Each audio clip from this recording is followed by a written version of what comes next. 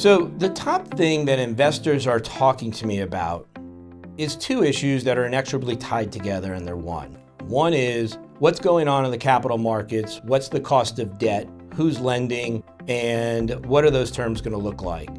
In turn, that's tied to what's my property worth? Where's the value in today for this asset? What's the cap rate? Who are the buyers? And that's the first thing on the mind. Everything else about retail today, for the most part, is performing almost at optimal levels. Our clients are really focused on the capital markets, what's the cost of debt, the availability, and what's the value of my property if I'm a seller and or if I'm a buyer. The dislocation that has been in existence where sellers are looking backwards at pricing before the interest rate moves and buyers are looking ahead, assuming that there's going to be more interest rate moves upward and therefore the debt's going to cost more, is that dislocation is shrinking. And there's a few reasons that that's happening, but both sellers and buyers are moving to where that dislocation is reducing, and you're starting to see the beginnings of a normalized transactional environment where we have better clarity and understanding in terms of where certain assets should be trading at and what that value is today. Now, the caveat is there still remains uncertainty and volatility in the markets, given what's going on in the banking system and what the Fed may or may not do in the upcoming meetings for the rest of the year.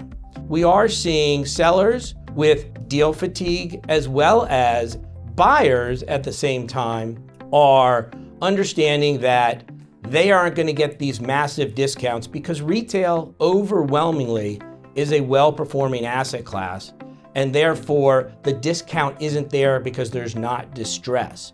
So the good thing that's going on right now, pretty much across the entire retail spectrum from a retailer perspective, is retailers are performing very well, maybe as good as they've performed in the last 10, 15, 20 years. Doesn't mean that there aren't issues, but overall the sector and most industries within retail are performing very well.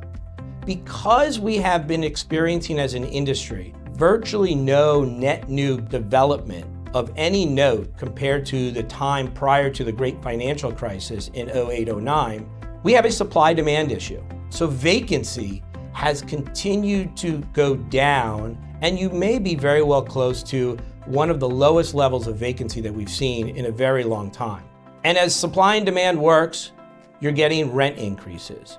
You are seeing across the board in most regions, in most forms of retail, you're seeing owners and retailers having to address the fact that rents are going up.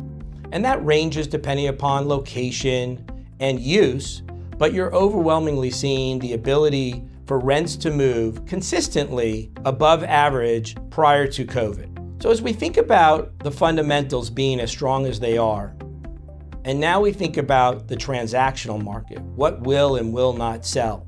The reality is that the uncertainty and the volatility in the capital markets continue to impede both buyers and sellers and other intermediaries to truly get back to a normalized transactional environment. I would anticipate, based upon what clients are telling us as buyers and sellers, that we should see a slow but albeit gradual increase in transactions in the retail environment, both for net lease single tenant retail and multi-tenant retail of most shapes and sizes, maybe with the exclusion of the mall category.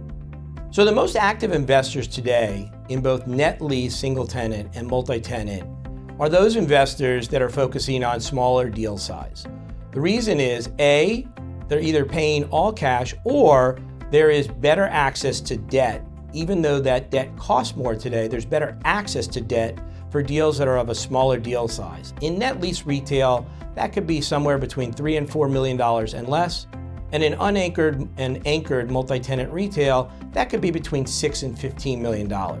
As a result, current investors, current buyers are looking at those sectors. That's where the most activity is today, given the environment that we're in.